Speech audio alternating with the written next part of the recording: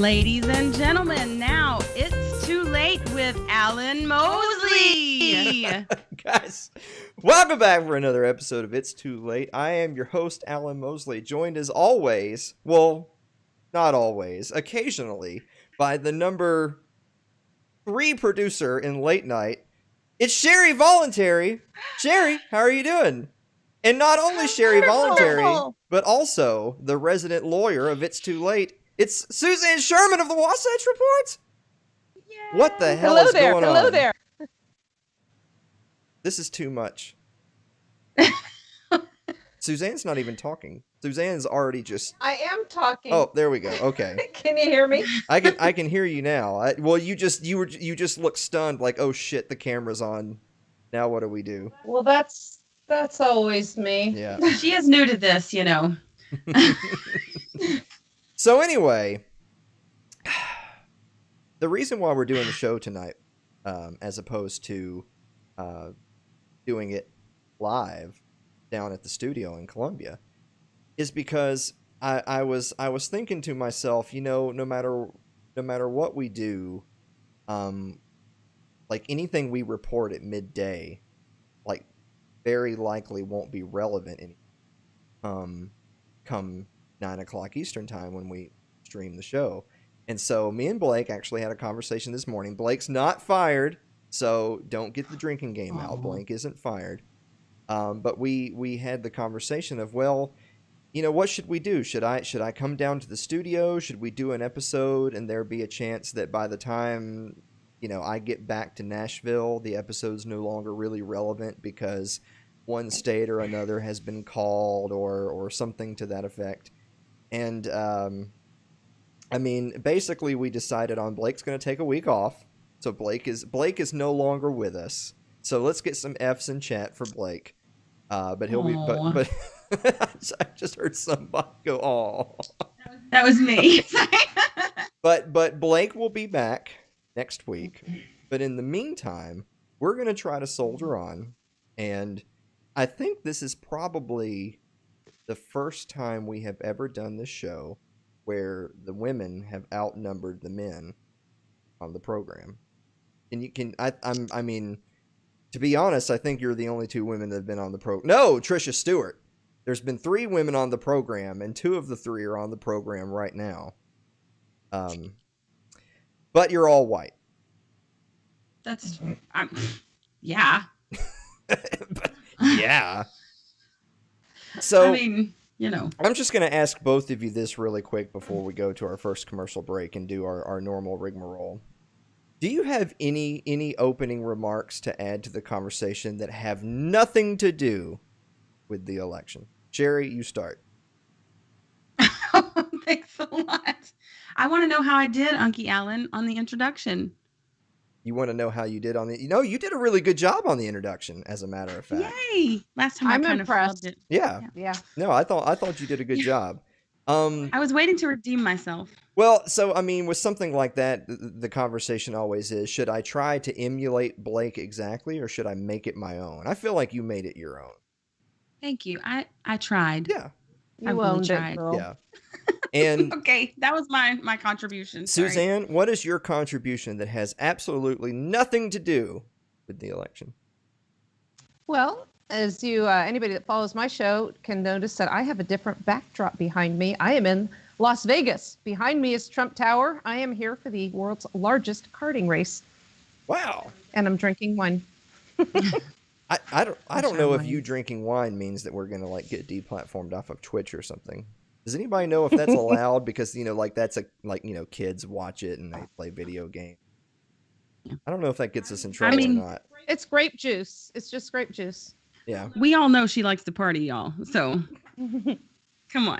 She's in Vegas. I'm going to take a quick look into the live chat before we do our first commercial break, because this isn't live. This is live tonight. So live. So David Wilimowski says first. By the way, I just want to say really quick, Sherry, the reason why I said that you're the number 3 producer in late night and not the number 2 is that Blake's the number 1, and I felt like if I said you were number 2, that David Wilimowski would have been offended. Right. I mean, you know, he is the second one. And two, that commentary first is the kind of commentary that we've come to expect. Top level commentary. Yes. From David Willamowski. So Andrew Avery says, "Howdy, friends and neighbors." Andrew, next segment. Wait your turn. Corey asked, "Did you get banned from Facebook complex interactions?" So yeah, Sherry, I told you we would mention that before we went to the first break. Sherry's profile got killed by the coronavirus, but in Christ-like fashion, it'll be back in 30 days. Yeah, so, I mean, I know we don't like have the images handy, but do you know for a certainty what it was specifically that got you 30? Yes. So what was it? Well, I don't know what got me the 30-day ban. I think it was the Hunter Biden, but that was just the complex entities ban. So it was more like a restriction. You know, you couldn't comment on pages, but I could comment on my profile. Mm-hmm. What got me the 7-day fully dead complete ban, gonna rise again, was Lyle Durio saying that I wanted more police protections or something, and I said I would hunt and kill him, and I'm dead. I'm dead now. Thanks a lot, Kyle. You got the popo after me. It was a joke, people. Come on. Funny you mentioned that. In the live chat, we have one Lyle Durio who says, quote, "It was terroristic threats against Lyle Durio." Yes, right. And now I really do have to hunt and kill him. So and finally, since we brought up that conversation, Suzanne, what was the specific post that got your original account? Do you remember? I do. It was my friend Brian Balka made me a meme at my request. It was an ISIS flag with a thin blue line on it. I think Facebook assumed it was an insult to ISIS. To the Muslims. Yeah. I just want to say you've never been more sexy to me than right now, Suzanne. Cheers, girl. So, folks, I just want you to realize that both of the ladies right there that I just asked what got their accounts banned, both of them started their explanations with, "A man did it." Mm-hmm. I can't help. I spit the truth, Alan. Guys, we will be right back after this break. Don't go away.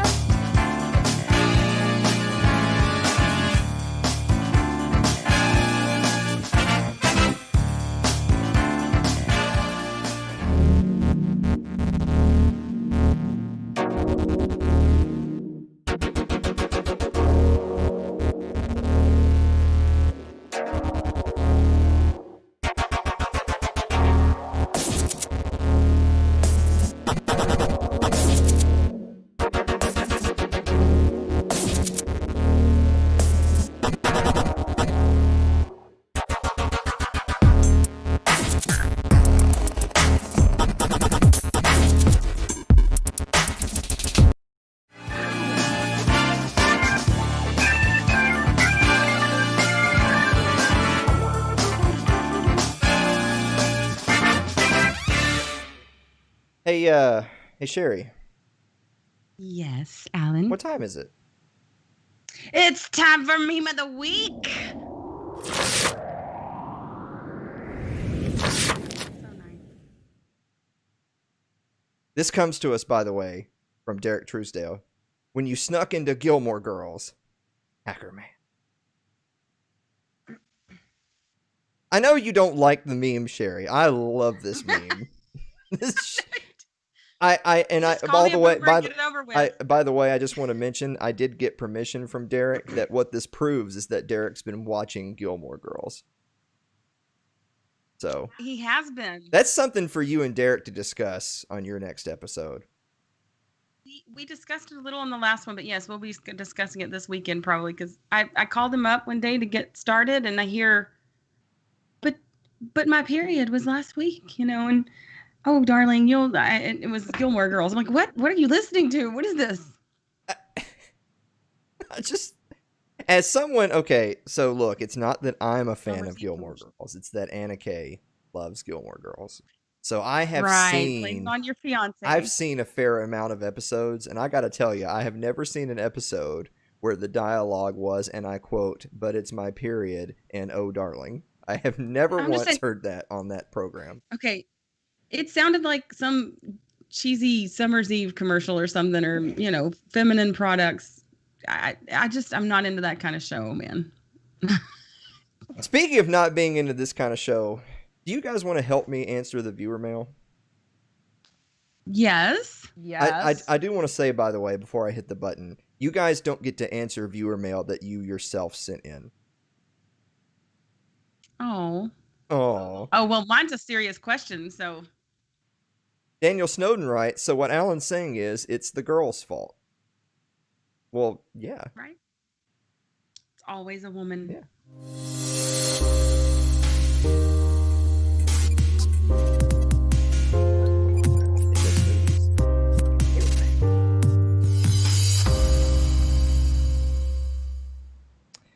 Boy, that was exciting, wasn't it? It really is. So Sherry, since you had to send me your viewer mail independently of everyone else's viewer mail because you can't interact with complex entities, what was your viewer mail for this week? Mine was, since the Eye of Sauron has been turned on me, what shall I do with my time away from the Book of Faces? What should Sherry do with her free time since she is not going to be able to interact on Facebook? I can't yell about cops on Facebook. Because that's all a lot of time. That's a lot of time. It's a lot of time. I feel like this is less a viewer mail to us, and this is a question we should be asking the viewers. What do you guys think Sherry should do with all of her free time now that she's been banned from Facebook? Celeste Annis says, watch Gilmore Girls. No! I'm not happy with the direction that this program has taken in regards to Gilmore Girls. Suzanne, what do you think Sherry should do? I'm going to say what I do when I get my bans is I do a lot more reading. I have a ton of books that I want to get to. I try to spend more time outdoors, working out, and even getting to housework. No. Pretty boring. Sherry, No. Sherry, this bitch says we should work out. Wow, working out. Is that I'm what just they do saying- out there on the ranch? Working out is for horses, Suzanne. We'll drag some elk through the snow. All right. Tasty. All right, I'm going to hit you guys with some questions. Mike Meharry, who couldn't be with us this evening, says, R.I.P. Dear Alan and Sherry and Suzanne, bacon or sausage? Oh. I'm going to let you go first, Suzanne, because this is a real conundrum for me. I'm going with bacon. Crispy or not? Not. So, you. I think this is the end of Suzanne's relationship with us. I don't respect people who don't eat crispy Canceled. bacon. Yeah. Well, it depends on the recipe. It depends on the recipe. So if I make a pasta dish, I make a linguine with clam sauce and I have some cooked bacon in there, it's very crispy. But most of the time, if I'm just mainlining it and having it straight up, I don't want it crispy. No. Mainlining it. So, I'm sorry that was wrong. The correct answer was crispy bacon. But Sherry, what do you say? Crispy. Always crispy. Oh. I have a hard time with it because I love bacon. Yeah. And I don't mainline mine, I freebase it. But I on certain things I want sausage. Like like sausage, gravy, and biscuits. I want good, there's a sandwich at the Waffle House that comes with bacon that I get a sausage on. But most of the time I think bacon, but sausage is right up there. Two of my faves. Yep. Sherry, your boy Daniel says floppy bacon rules. You're going to have a talk with him. That's Love you, Daniel. Floppy about Right. Daniel. Jonathan Carranza writes, I like the super thick bacon that has a bit of crisp on the outside and is still soft on the inside. He likes his bacon like he likes his women. Thick and crispy. With a creamy inside. Oh, that sounded terrible. Well, moving on. Daniel Blanchett writes, Dear Alan and Sherry and Suzanne, since I know you don't vote, why didn't you vote for Trump knowing that Kill Amala will end the universe? Sherry, why did you not vote for Trump knowing that Kamala Harris is going to end the universe? Because regardless, I don't vote for tyrants of any kind. So that's against my principles. I have principles. Okay. Suzanne, how about you? The participants for the English speakers in my state are getting attacked for the same thing. And what we say is in Utah, it is deep, deep red. It matters not for whom we vote. So what you're saying is then is that you live in a state where your vote didn't matter, but then you didn't turn around and give your vote to Joe Jorgensen. I did not. That sounds like something we'll discuss in the next segment. Moving on. Well, I guess technically this is my viewer mail. I suppose I should also answer the questions. Yeah, you should answer that. No, I'm not going to. Jonathan Carranza writes, "Dear Alan and Blake, I don't vote because I don't vote. If Killamala is going to end the universe, then you know what? I think if she has the ability to do that, she'll figure out a way to do it whether she wins or not." Yeah. I mean, we think it's about time, actually. Jonathan Carranza writes, "Dear Alan and Sherry and Suzanne, what is your election night riot soundtrack? What do you riot to, Sherry?" Oh, I pull out some Rage Against the Machine for sure. And I don't know, there's a lot of various and sundry type of things that I listen to. But what I did last night was watch a documentary, so. Okay. Suzanne, do you have a non-old white boomer answer? No. I'm going right to my boomer category jam, AC/DC and Iron Maiden. This turned into the Boomer Report with Jeff Johnson, even though we expressly didn't invite him onto the program. I mean, I'm Jeff Johnson, apparently. He needed an honorable mention, by the way, of top producers out there. We need to acknowledge his Yeah, but endeavors. I say the producer in Late Night. Jeff is not the producer of Late Night. He's the producer of, I mean, y'all do it before noon, so I'm going to say early morning. Okay. They do it before noon. Yes, we God, do. I can't even mute yourself, Sherry. We got to move on. You need me. David Wilimowski writes, "Dear Alan and Sherry and Suzanne, let me get back to you." David, we're doing the show, so Well, I missed it. So I'll watch for the comments, but we're kind of in the middle of things here. Mary Lynn Wilimowski, who's the less useless of the Wilimowskis, writes, "Dear Alan and Sherry and Suzanne, when eating pork, do you prefer it cooked medium rare or well done?" What? Suzanne, pork, medium rare or well done? I don't cook it like that. I do like a braised pork and pull it apart, and so I don't really know if that's considered well done. So I kind of make Mexican dishes with it, so slow cooked. So I don't know how you want to call that. Racist. I know. Jerry? I know. It's cultural appropriation. I just want to say, cook your pork. What's wrong with you? Cook your pork, girl. Wow. No, I like no my medium bacon nothing. sushi. Yeah, oh. Gonna get some disease. Those worms that eat your insides. So my official answer is if there's not a chance that I could die of food poisoning, then it's overcooked. Oh. Mary says Celeste Annis eats it medium rare. I think Celeste probably knows what's up. So Daniel says What? Sherry eats nothing rare. You're going to have to get a hold of this guy, by the way. We're moving on. Suzanne Sherman writes, "Dear Alan and Blake, who puts the holes in Swiss cheese?" So Suzanne, since you can't answer your own question, Sherry, where do the holes in Swiss cheese come from?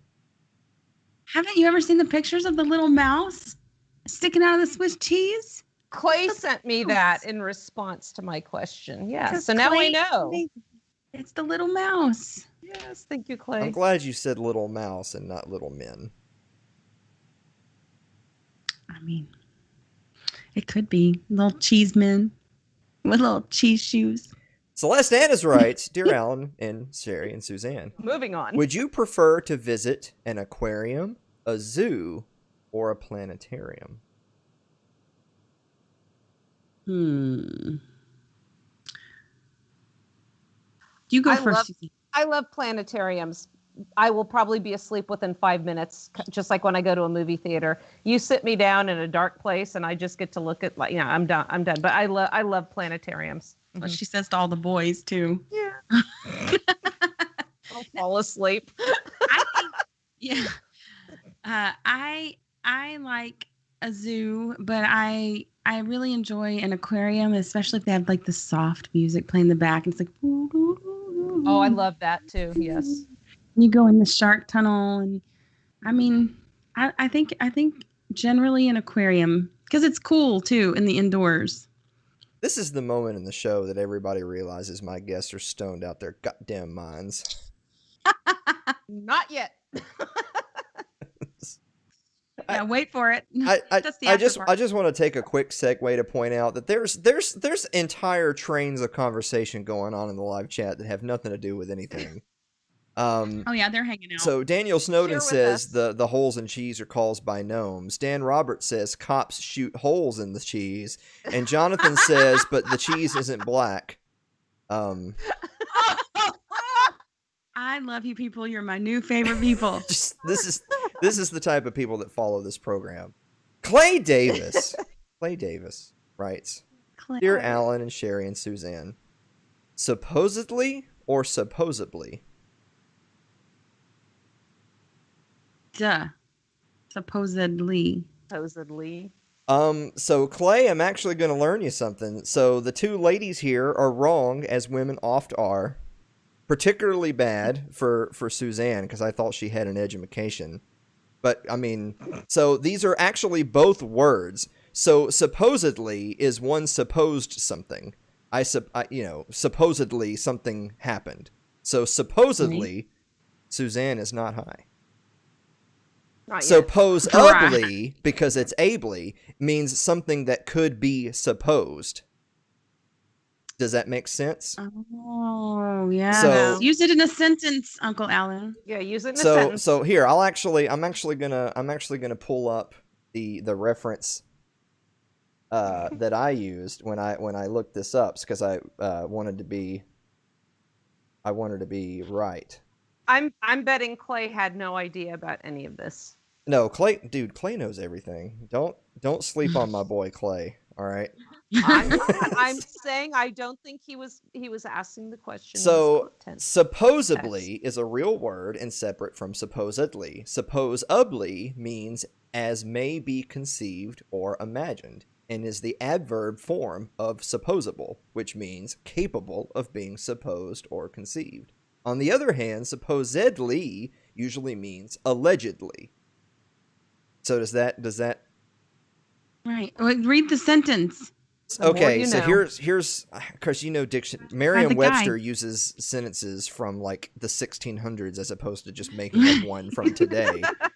So I observe two grand defects in this reply. One, that 'tis not supposedly legal that all the tenets in the manor can be legal forms of judgment.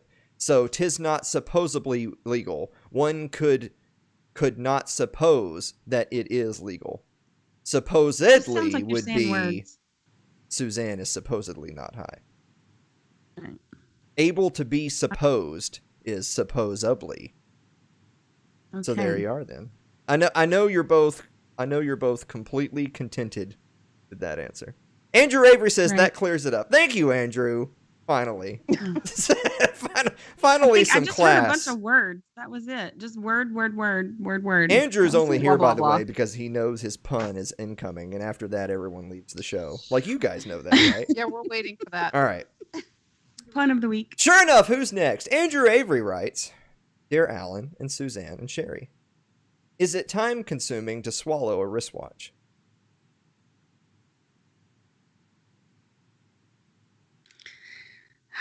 Suzanne looks thrilled. Why do you let him get away with this? I know it's the Breaking Bad meme of he can't keep getting away with this. So look, this is the way I combat Andrew Avery is you have to actually answer the question. And the answer is yes, that it is technically time consuming. I supposedly it is. Is the watch a ravioli? No, a watch is not a ravioli. Don't try to Watch as a one-up me. donut. But it's got stuff inside of it. It's a cookie. Is it a melt? Jeff Johnson writes, Dear Alan and Sherry and Suzanne, chocolate, vanilla, or shamrock shake? Ooh, shamrock shake. Shake it up. Chocolate. Okay. Sherry? Mm-hmm. Shamrock shake? Shamrock shake. 1 vote for shamrock shake, 1 vote for chocolate. I'm a good Irish girl. So, all right, I'm gonna make a I'm sorry, I'm distracted because people are yelling at each other now in chat. I have never had a shamrock shake. I don't even know what it tastes like. Is it mint? It's kind of minty. It's like, it's not what you think. Like it's not what you you think. just have to have one. What does that even mean? I like mint.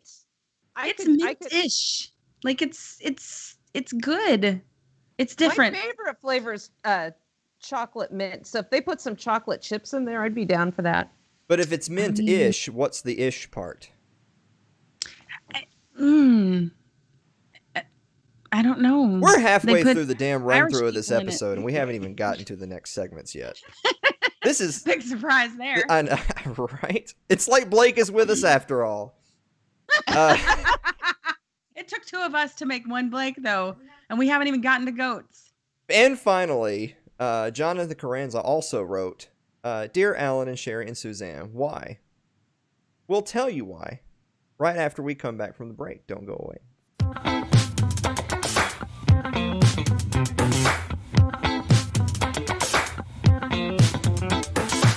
Your ad could be playing right now, reaching thousands of potential customers. Sadly, it's not, but it could be.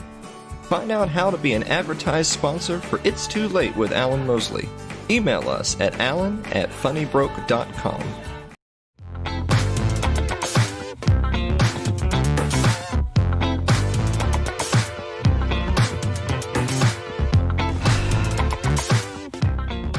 All right, we've come to that point in the show now where we have to actually talk about what's going on in the world. So I know, right? Oh. So I want to show everybody really quickly, assuming there hasn't been any massive announcements since we started streaming. That is the electoral map as I last left it, which as of earlier today, that's Wisconsin was called for Joe Biden. Donald Trump called for Michigan called for Joe Biden. Nevada has not been called and has a slim Biden lead with, I think it's something like 84% of precincts reporting. Arizona, since relatively early last night, was called for Biden, but there's rumors that Arizona might be actually back technically in the play category. Ironically enough, Alaska has not been called.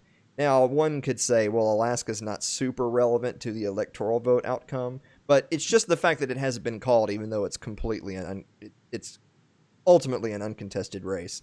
And that finally leaves you with Pennsylvania, North Carolina, and Georgia, which all currently feature Trump leads, but those leads are rapidly shrinking. So just going from right there, I'm gonna bring Sherry and Suzanne back.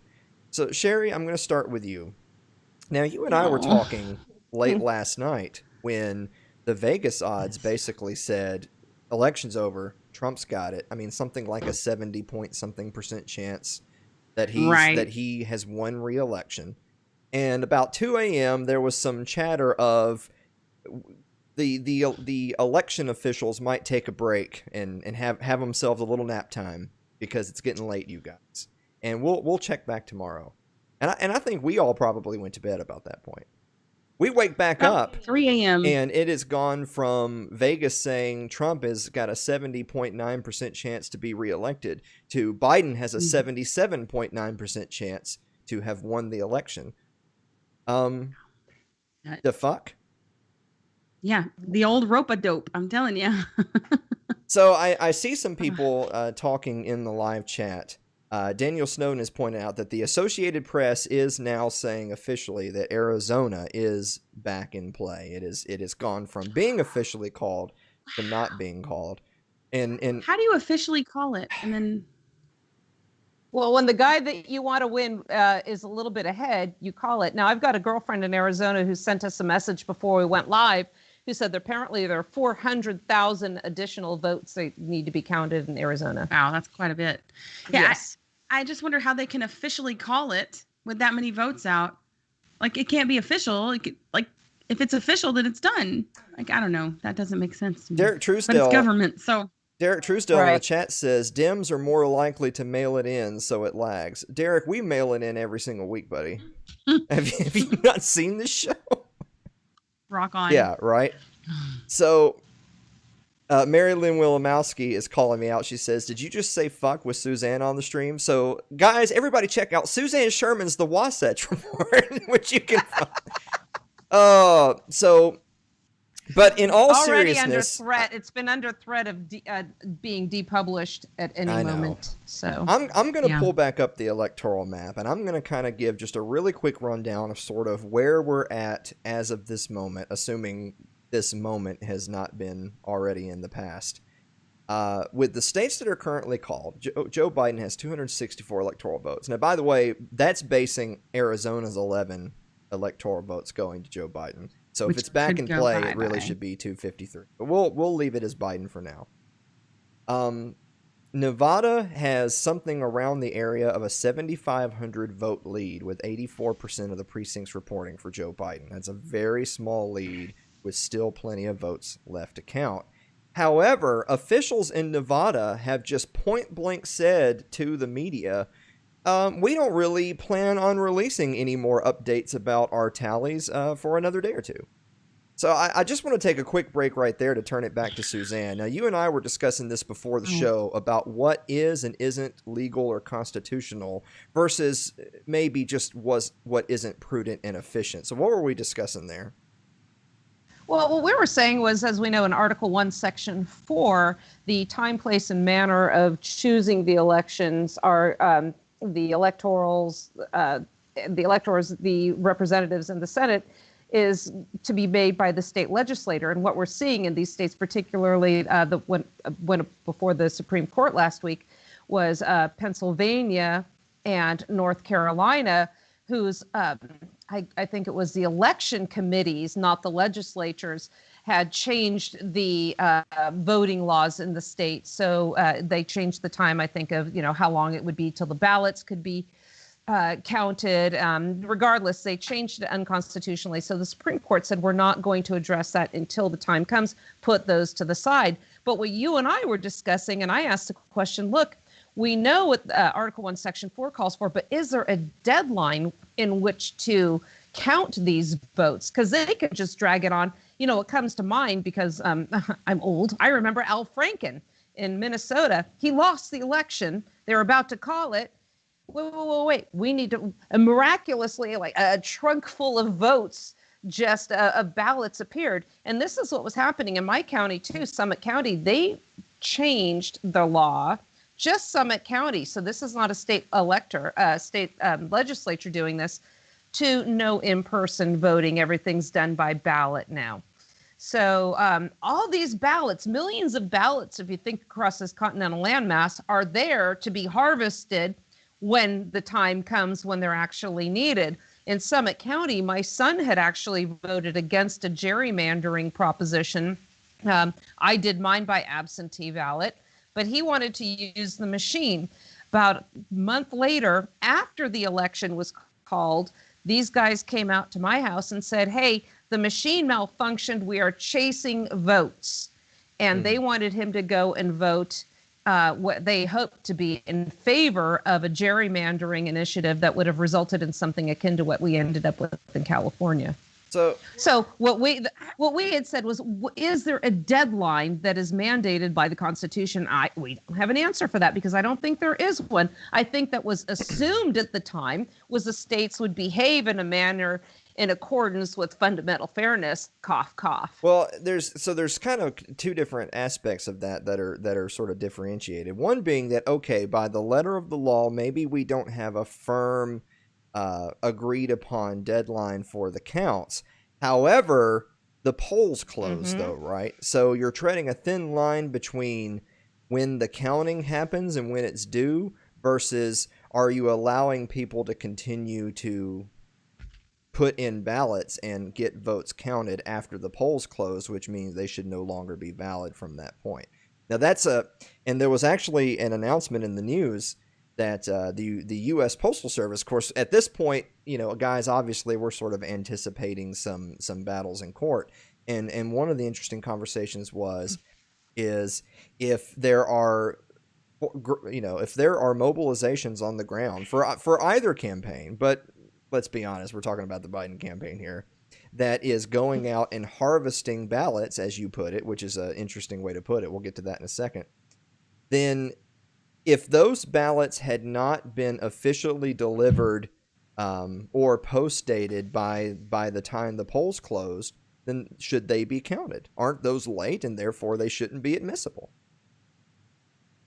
I was watching some of the CNN coverage last night because I like to see what but this, because it gives you a lot of fodder to talk about on these shows. And I came up, I realized there's a new talking point that they're using. You know how we have the social distancing and all these other, propagandas, words that become just, second natures. And the commentator kept saying, count all the votes, count all the votes, count all the votes. So now everybody's got placed in their minds, this little seed's been planted that all votes, regardless of the source, must be counted. Count all the votes. What about a deadline for which these votes must be submitted? And this is the thing, and also the disingenuousness of how they have covered the Supreme Court ruling, where they said, hey, put these votes that are coming in late to the side. We can't address this issue right now. I think they could. All you have to do is, I've got a little Constitution app on my phone. You could just research Article 1, Section 4, and Amy Barrett could have shown up and ruled on it right then. But, this is something that could have been handled easily like that. So count all the votes, or count the votes that are in our custody by the closing of the polls. With all these votes being passed out months in advance, all the time to get it there, in Summit County, you can drop them in a ballot box. There's no excuse to just say, well, it was postmarked by the time of election on November 3rd. We don't care when they get here, as long as they all get here, because why? Count all the votes, count all the votes, count all the votes. So I'm gonna take really quickly, and then I'm gonna turn it back to Sherry. So I mean, one of the reasons why we're sitting here discussing Nevada at all is that obviously, Nevada's worth 6 electoral votes. Joe Biden's at 264. The magic number's 270. So if the election had played out differently, where 6 electoral votes didn't necessarily swing the election, then it would be a moot point if the state of Nevada's officials couldn't get their act together, right? But of course, it just wouldn't be primetime entertainment if it hadn't played out in such a way where the fate of the election may possibly hang in the balance, and these guys are sort of holding the election cycle hostage by saying, "You're on our time now. We'll get back to you at our convenience." And so I'm going to turn this back over to Sherry. Sherry, I know one of the things you and I talk about all the time is our default position is don't trust these fools. Like, these are the people who say there's, WMDs in Iraq, we could sit here and list laundry lists of abuses, and if not outright barbarism by the government, by the state. And so you fast forward to a moment where so much is happening outside of our purview. We can't see and hear and count the votes with our own 2 hands. And so you're left with no choice then but to get the reporting from the corporate press of what they're saying is going on, that they're getting from the state. Do you kind of feel that feeling that I have, that is, even if I'm assuming hypothetically all of this is above board, don't you see how people can interpret this as shady as hell? Yeah, that's the problem, is that their everyday actions are so shady that people are used to it if they're not paying attention. Most people just hear, they choose the source that they like, that has the bias that they like, and then they go with whatever they say. And so you get into a point where, you hear people making ridiculous, you showed me one earlier, ridiculous claims about what's going on, when really the simplest answer probably is that some of these people, just, it doesn't make sense to call it when it's so close yet. but there's not this grand conspiracy. But the fact that they lie to us so much and that they do so many shady things leads people down the rabbit hole of conspiracy, even when there's a pretty good explanation for some of this. But I think, every year there's a lot of corruption. I think people just accept it. I think that, the powers that be feel like this is just the way you play the game, honestly. Well, And Alan, last night, look at what we were talking about, how quickly they were able to call Virginia for Biden. And I think they were in single digits that had reported. And they were still saying that Florida was being hotly contested, where it had really been mathematically impossible for Biden to take Florida. I think you said 2 hours before. Then you have to question, are these networks holding out on calling these states to keep people watching longer? And I think one of the reasons we really can't trust them is obviously now their goal is to satisfy their shareholders and generate revenue, as opposed to providing accurate and truthful information, which is what the news agencies are supposed to do. But they're corporate entities, just like anyone else, out to make a profit.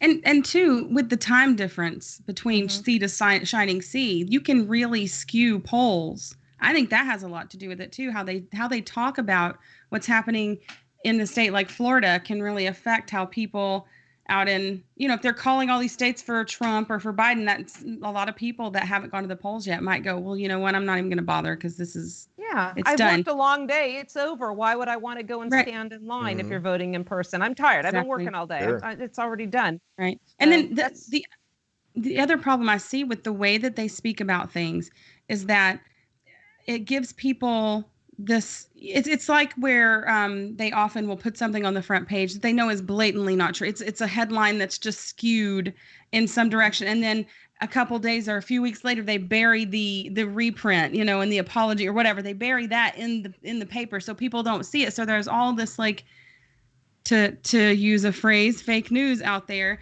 and people believe what they're told, and so these sides get polarized to what they think happened. And then the truth kind of has to be shaken out. And that's what you see people fighting over, is the stuff that they've read or heard on their talking head network, and then the actual facts that other people have had to dig out and try to put forth. It creates more chaos and more fear. And I think that's a big part of, whether it's by design or not.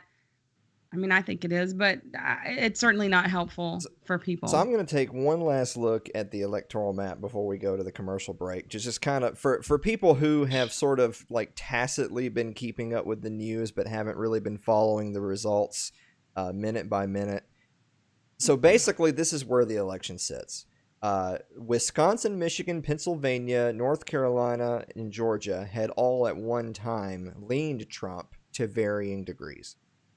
Since that time, since today, since this morning, a number of votes turned up for Wisconsin, and I don't really want to get any more into it than that. And Wisconsin was ultimately called for Joe Biden. Ditto for Michigan. Some more precincts were reported in, and they leaned heavily Democrat. And what was at one point a 4, 5, 6 point lead for Donald Trump evaporated. Michigan has been officially called for Joe Biden. Now that it definitely affects the race, but basically where we stand right now is Pennsylvania, North Carolina, Georgia, Nevada. In Pennsylvania, North Carolina, and Georgia, all three of those still maintain a slight Trump lead to V's. In each of those states, Joe Biden has caught up in terms of total votes. However, they all are in varying degrees of precincts reporting. In Georgia, it is a very close race. However, when I last looked, they were at something like 96 or 97% reporting. So that state's got to be called sooner than. Then you have North Carolina, a very similar situation. A little bit bigger lead for Trump, a few more percent yet to report. Big one would be Pennsylvania. At one point in time, Donald Trump enjoyed something like a 12-point lead in Pennsylvania. When we went to bed last night, Donald Trump had like a 12-point lead in Pennsylvania. And surprise, surprise, he still maintains a lead in Pennsylvania, but I think they still had something like 15 or 20% of precincts to report, and that lead has at least been cut in half. Where that leaves us then is simply this. If Donald Trump loses any of those states, he loses the election. If he wins all 3 of those states in the eastern half of the country, then it will then come down to Nevada. If Biden maintains the lead in Nevada, Biden wins the election. If Trump overtakes him in Nevada, Trump wins the election. But part of me can't wonder out loud if maybe they're purposely dragging their defeat in Nevada in the hopes that Trump loses one of the other 3 states. If he were to lose Georgia, North Carolina, or Pennsylvania, then it would be a moot point, right? Like the election's over. Yeah. Biden would win no matter what happens in Nevada. If by some chance Donald Trump does pull through all 3 of those states, then yes, you will absolutely see the eyes of the entire nation turning to Nevada to see, because that will ultimately decide the election. So we're going to talk a little bit more about what that means for the system when it comes down to the wire, so to speak. And we're going to talk about a little bit about JoJo over there in the LP, Joe Jorgensen, when we come back from this commercial break. Don't go away.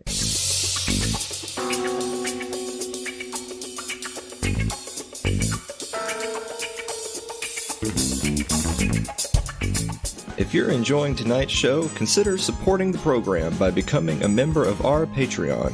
That's over at patreon.com/Alan Mosley.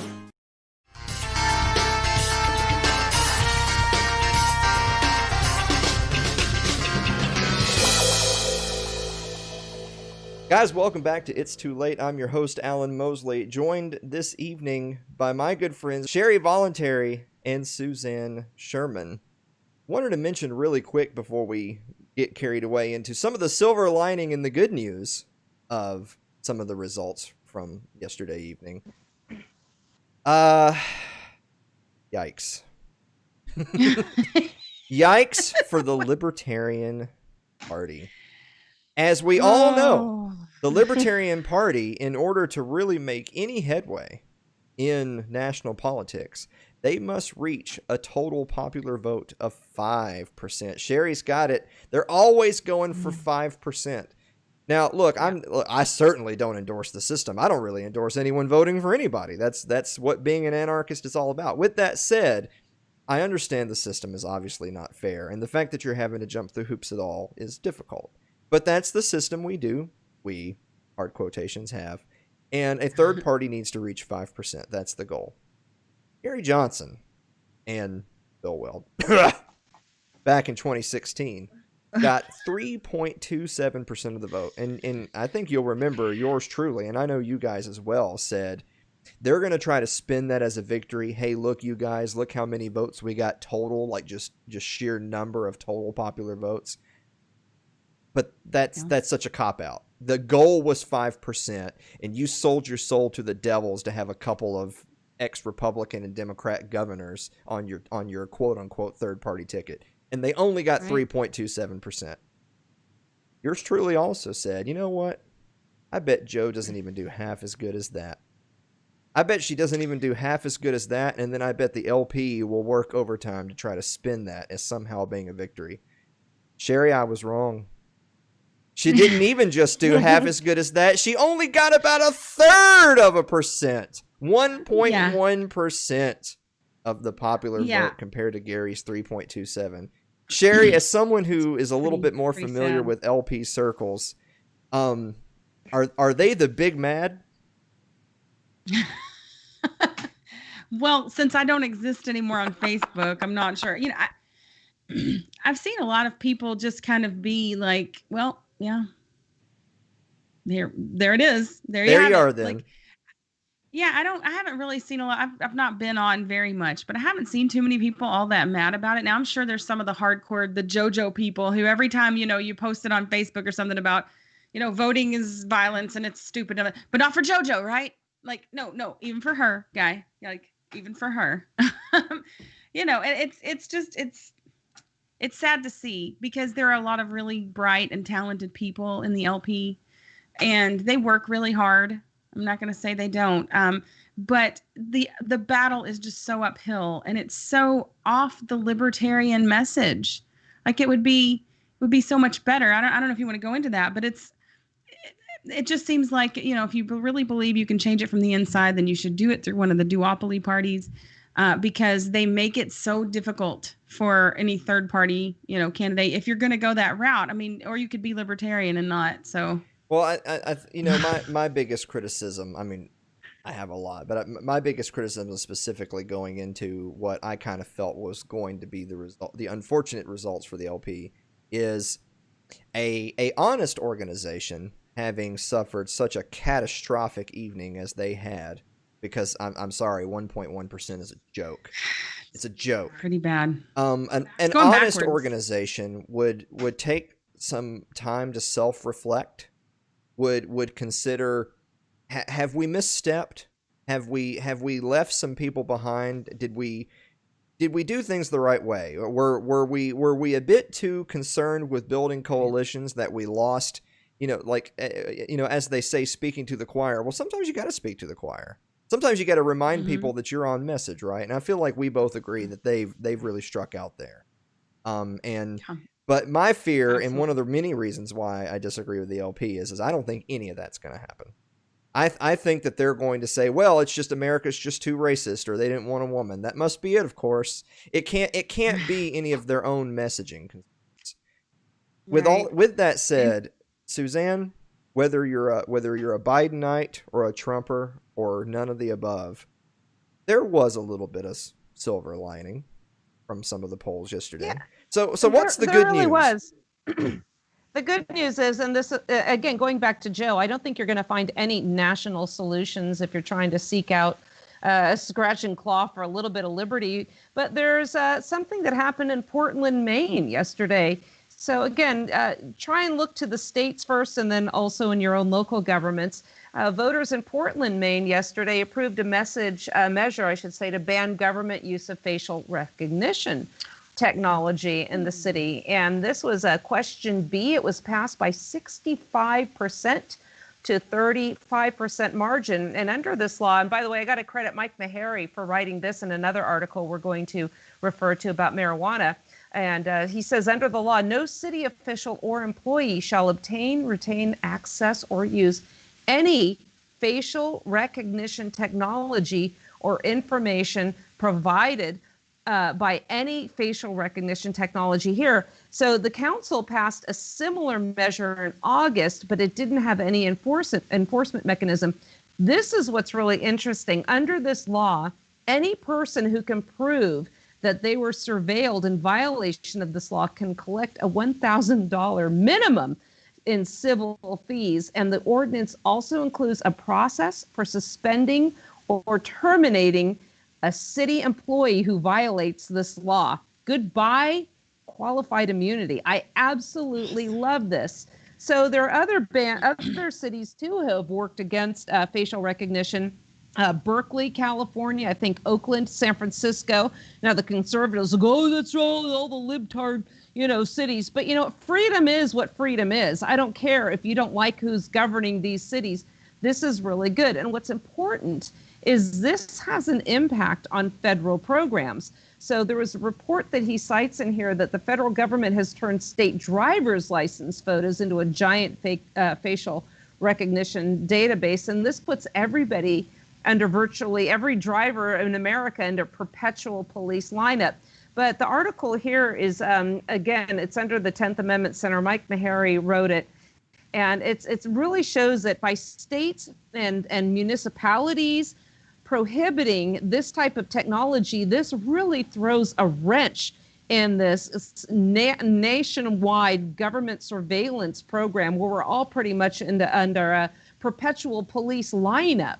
So I think there's some good news. It just didn't happen from Washington, D.C. This is going to be contested. I have some other, issues with that as well from, preparedness standpoint. But I thought this was a great news. And it also throws a wrench into the work against these fusion centers, which operate against this ISE. What do they call those? I forgot what they're called, what that's an acronym for, but it's just another word for the feds all using the tech industry, driver's licenses to recognize us, even on police department cameras. So now where a police officer might not have to ask for your identification, your driver's license, just by interacting with you, they're going to know who you are. Don't like that. So I'm really positive about this development, and I hope we see more of this. That is good news. Andrew Avery says it's because he just moved to Portland, Maine. So Andrew, thank you for your service. Andrew has single-handedly defeated the drug war.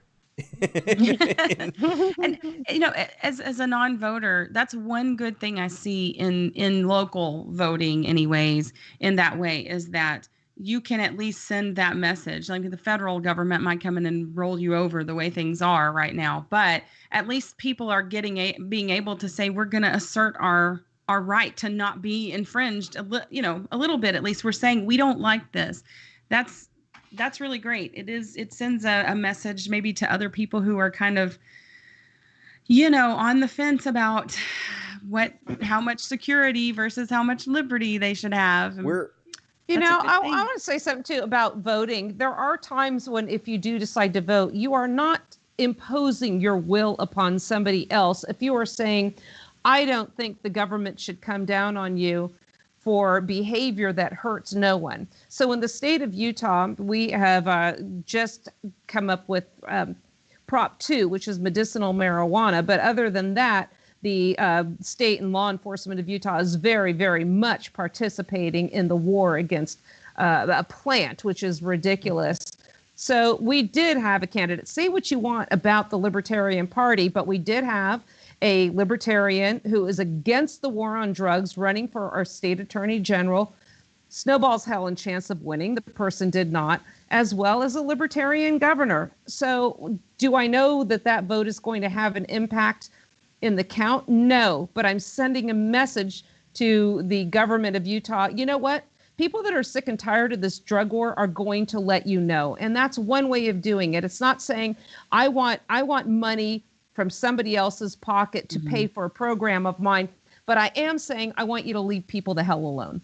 We're like so far over time, it's ridiculous. I personally blame. Are you guys on board with blaming Blake?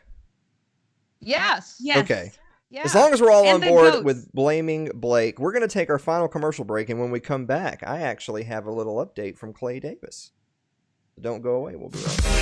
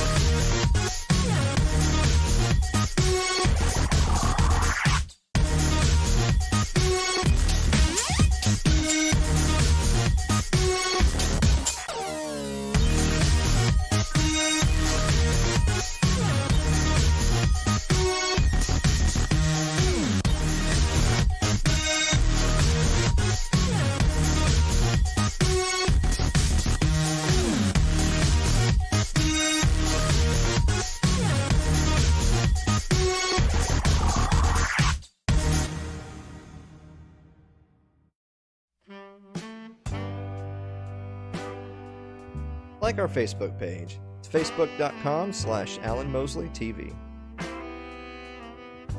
can follow me on Twitter. It's twitter.com/AlanMosleyTV.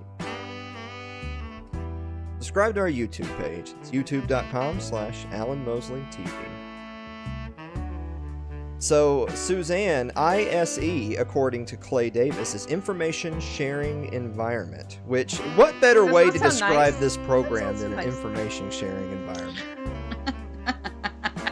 Sherry, you could have at least muted your laughter. So, we're about 4 minutes over, so show's ruined. But other than that, I think it's pretty good.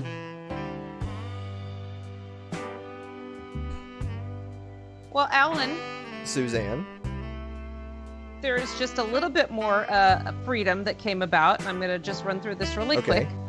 Mike Meharry did another article, 36 and counting. God, I wish that was my age. 36 and counting. More states legalize marijuana despite federal prohibition. I'd encourage people to also, if you go to SuzanneCSherman.com, there's an article I wrote for the 10th Amendment Center called Parchment and Plants, what the alcohol prohibition can teach us about the drug wars. But apparently Virginia last month had legalized marijuana.